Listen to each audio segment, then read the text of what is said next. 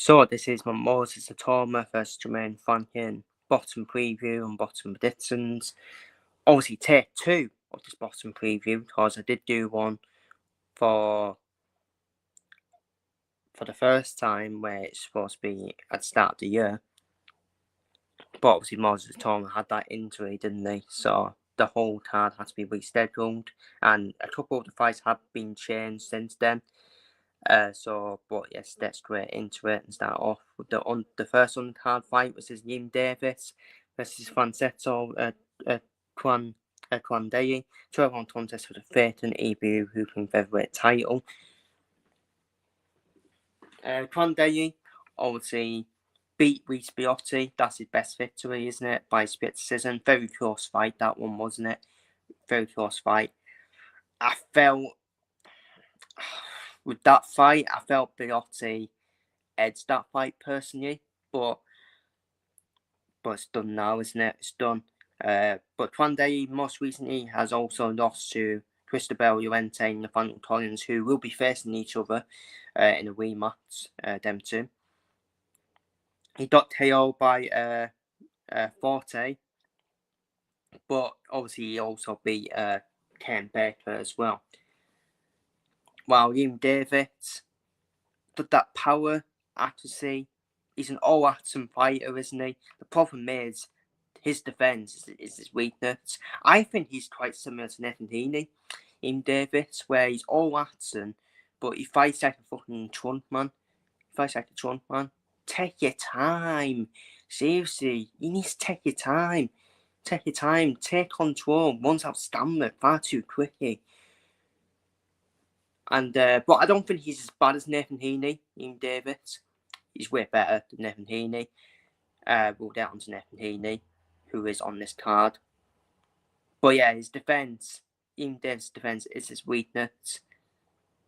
But I do think Yim Davis will win this fight.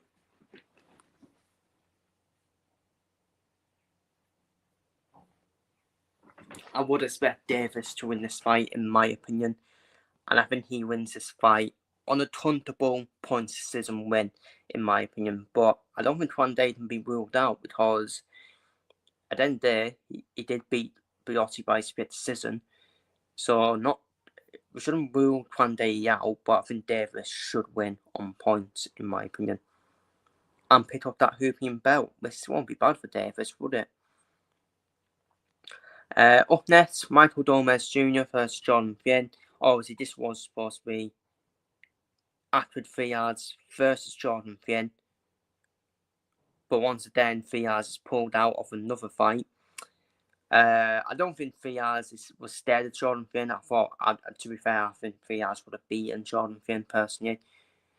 I just think Jordan Fien now, these days, Jordan Fien is just that gatekeeper now, isn't he? For these prettiest level fighters. Jordan Fien.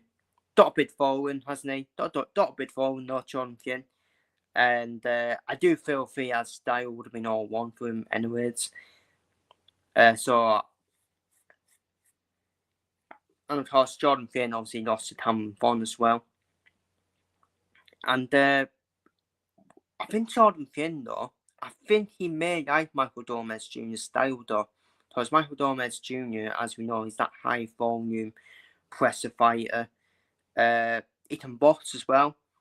If Michael Gomez Jr. boxes, he beats Jordan Fien easily.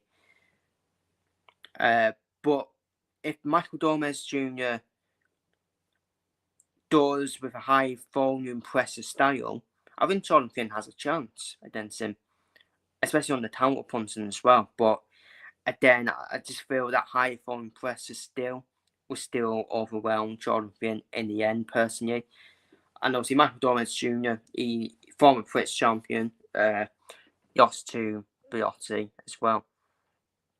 But yeah, I actually think Gomez Jr., I don't think it does the points personally. I do think Gomez Jr. does KO and stop Jordan Fien quite yet on. I think he stops him yet on, in my opinion. Because I feel he will overwhelm Jordan Fien in the end, Michael Gomez Jr. So I've done off a yet KO/stoppage win for Michael Gomez Jr. Up next, Alex Murphy versus Josh Holmes, 10-round lightweight contest. This will be good actually because I actually think the winner of this fight should face the winner of Michael Dormes versus Jordan Finn, and I think the losers should face each other. So it's like a semi-final, isn't it, on this magnificent 7th card, really, in terms of the lightweight division. And obviously, I forgot to say, Michael Dormes Jr. is definitely lightweight as well, so that's going to be quite interesting as well to see. I think it may suit Dormes though. It's definitely lightweight. But Alex Murphy, Josh Holmes. Josh Holmes, very accurate fighter. I do like watching him, I see. Very accurate fighter. Won the in the super featherweight title versus Lewis Wood, which was a breakout performance, wasn't it, for Josh Holmes. Alex Murphy lost a close decision to Afro quite unlucky, actually, because I think Alex Murphy was a last-minute opponent, wasn't he? Against Afro so he did well, to be fair. And he's a boxer.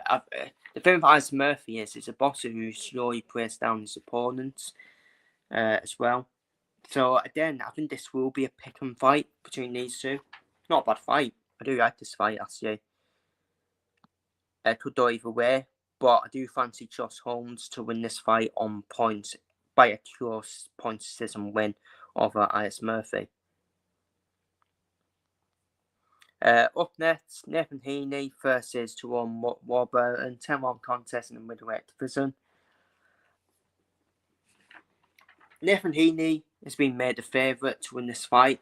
I don't agree with that personally, but I'll explain why. Jerome Warburton did that stamina, got fundamentals, hasn't he? Fundamental background. He's one of them southpaws who loves to skip and duck shots as well. Good head movement.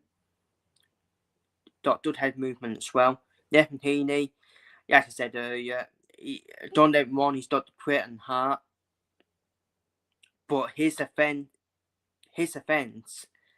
is his weakness because it uses all of his stamina pretty much straight away. He's an all-action fighter, no. He's an all-action fighter, but obviously the judges will like his style because he's an all-action fighter. But Nathan Heaney, he fights like a trunk man. All over the place. His face are all over the place when he's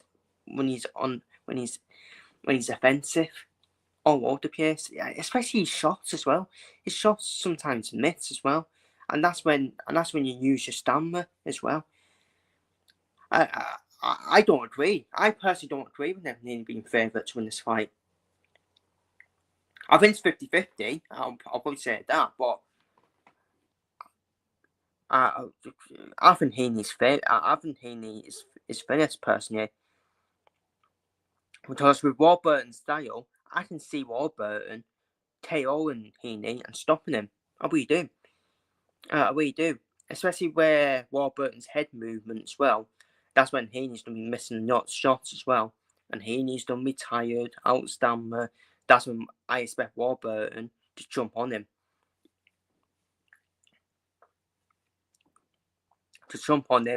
And get KO and stop his win. I don't even think it'll be a stop his win. I think it could be a KO win for Warburton. To be honest with you. So I think Warburton KOs Nathan Heaney. And yes, Nathan Heaney has significantly improved his skill set and completely changed his style. Which I don't think he has, to be honest with you. Yeah, Nathan Heaney's got a bit fallen as well, but I think Warburton wins this fight for me I think it'll be by KO in the second half of the fight, where Heaney's stamina will run out and Heaney will be shattered. That's when I think Warburton will jump on him and KO him, in my opinion. And I think that will be the end of Nathan Heaney's career as well. Up next, good fight. Sahil Thompson versus Brad Pauls, 10-round contest in the middleweight division. And Sahil Thompson, explosive, quick, middleweight, isn't he? He likes to put his shots as well with double jabs as well. I do love his double jabs. Double jabs are brutal to watch from Skill Thompson. Obviously, we've seen most of him on GBM show, haven't we? But GBM have recently left the show now, haven't they? So it'll be interesting to see where they go next. Prod Poles, got that style where he refuses to give up.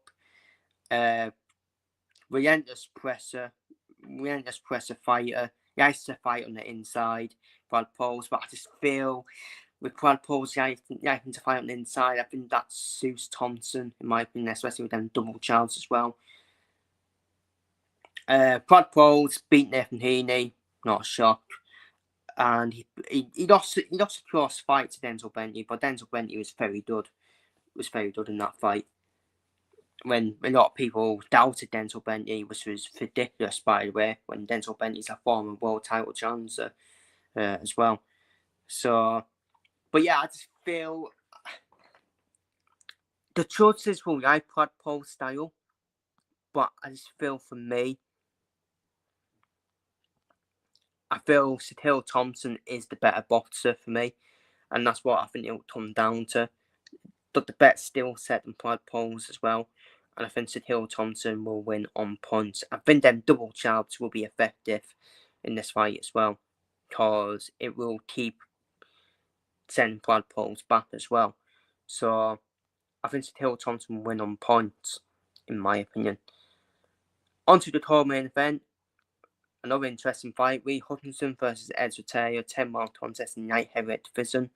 Both of these have a bit of beef, don't they? Both of these have beef. They've clashed before, not in the win, but outside of the win. They have clashed. Obviously, they've been on TalkSport as well.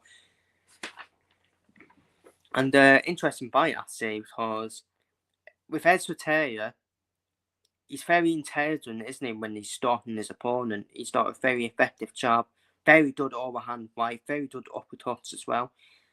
He's got a high guard as well.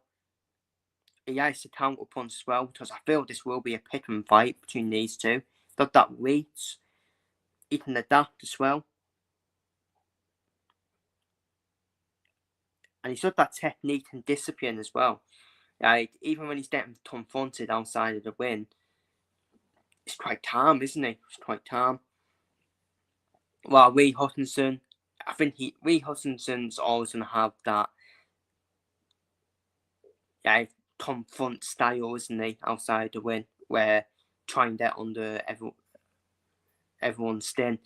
Got under Craig Richards' skin, didn't he? And that's where he beat him. He didn't really get. He did that on the Boassi's skin, but we saw a fantastic performance from Joshua Boassi against Hutchinson, especially a fantastic second half of the fight on Boassi. Hudson did have joy in the first half against Boassi, but Boassi, in the end, was dominant.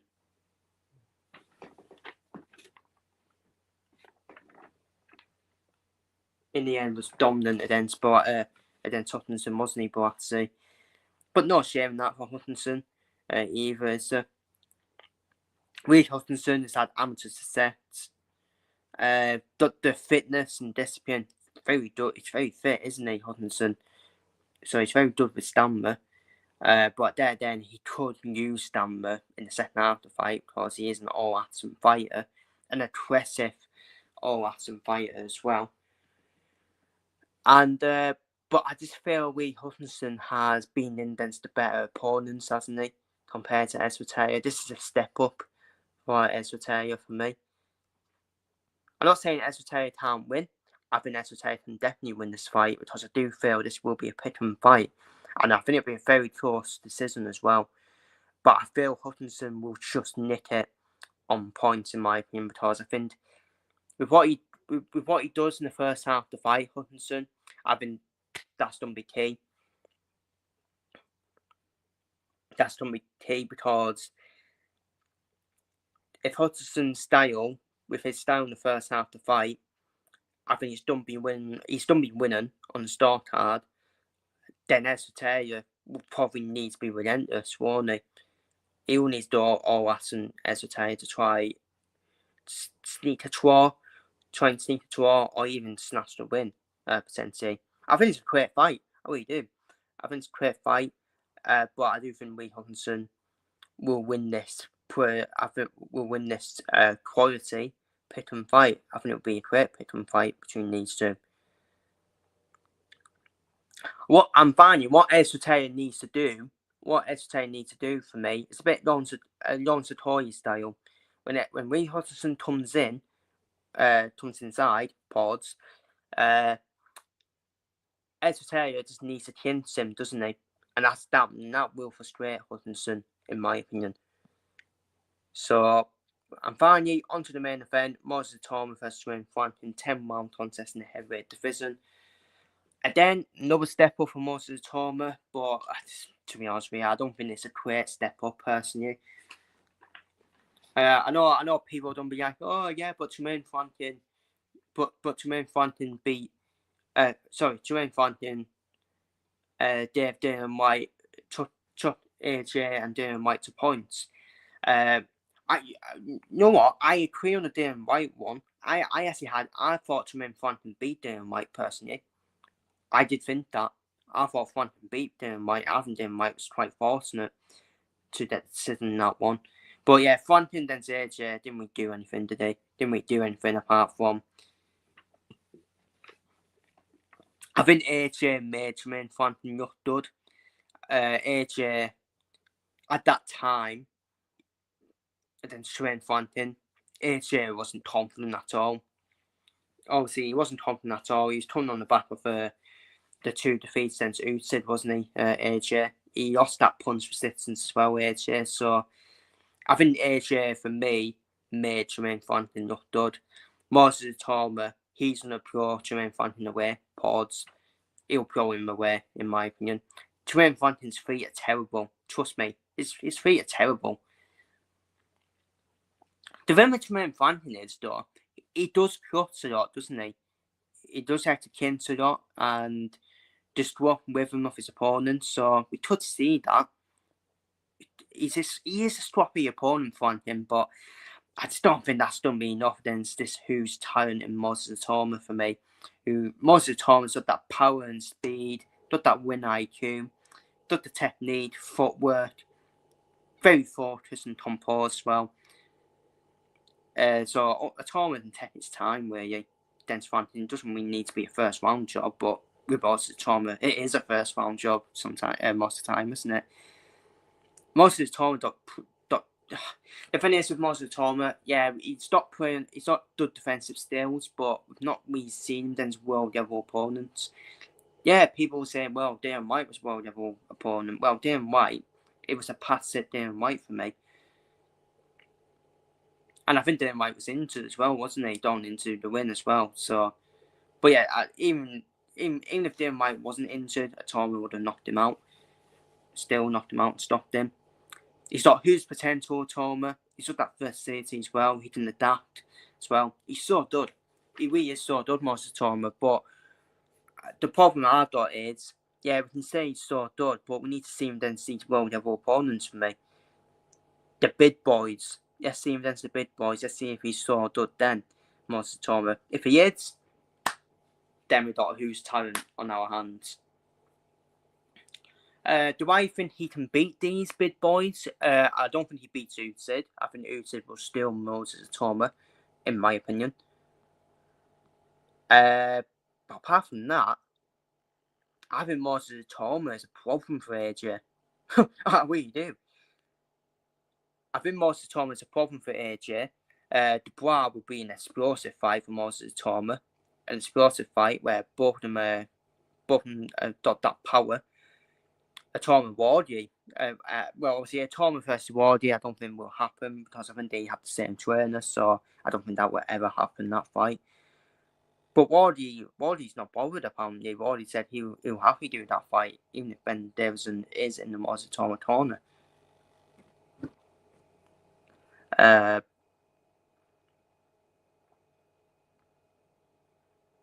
But yeah, Moses Itauma, I think he pures Jermaine Franklin away here. KO's that stuff his win. And yeah, Moses Itauma, I think he's going to be a unified world champion. I don't really want to say he's going to be undisputed, because I think Chio Hataya will come up to heavyweight. I think Chio Hataya is going to be the next suited in the heavyweight division. Because Hataya is unbelievable. So good up Hataya. The only thing with Moses Itauma is I just need to see Moses Itauma against a world level opposition. Like a fifth Herdefist, for example. I think that should be the next step up for Itauma. A fifth Herdefist. Because fifth Herdefist, with the right trainer, fifth Herdefist, I think he's very good, to be fair, fifth Herdefist. I mean, but the thing with Herdefist is the trainer doesn't utilise his skills enough. His skill set enough. But yeah, Moses Itauma, I think he pulls Jermaine Franklin away. An old grandma got better feet than fucking Jermaine Franklin. Come on, what are we doing here? AJ made Jermaine Franklin look good because AJ had lots of confidence and AJ lost his punch persistence as well. I will say though, Damon White was very fortunate to that decision against Jermaine Franklin, in my opinion. But yeah, for me, Moses Itauma pulls Jermaine Franklin out the water. And it's all about who's next for Moses Itauma, and hopefully he'll be a world level opponent, hopefully. But then, my final say on this, do we really need to watch Moses Itauma? I like what Frank Warren's doing with Moses Itauma. He's building up his record as well, beating these journeymen, beating these passive fighters like Damon White, beating the likes of Jermaine Franklin as well. And that's the right way to do with Moses Itauma. That's the right way to do. Just keep slowly building his record up. I don't think he can beat Mike Tyson's record of becoming the youngest world champion anyways now, can he? So he's so young as well. He's so young. Build his record up. And by the end of his career, he may have an incredible record. If he can reach his potential, and if he can beat this world level opposition as well. But yeah, we're looking too ahead into that. So yeah, Moses Itauma, that's his job done. That's just done easy than Jermaine Franklin. I'll be shocked if it does past 2 rounds personally than Jermaine Franklin. But then Franklin can hint a lot, can't he? So but yeah, Moses Itauma wins easy in my opinion. So that is my Moses Itauma versus Jermaine Franklin bottom preview and bottom predictions. Feel free to leave your predictions down below in the comments. And I will be back this weekend for another bottom review. I think it's the Tatatse versus Dickens card this weekend, isn't it? Looking forward to that. And I think there's another card as well that I'll be doing as well. The review to compete with that. But yeah, there'll be a bottom review coming anyways on Sunday. So take care. Feel free to leave your predictions down below in the comments. See you on the next one.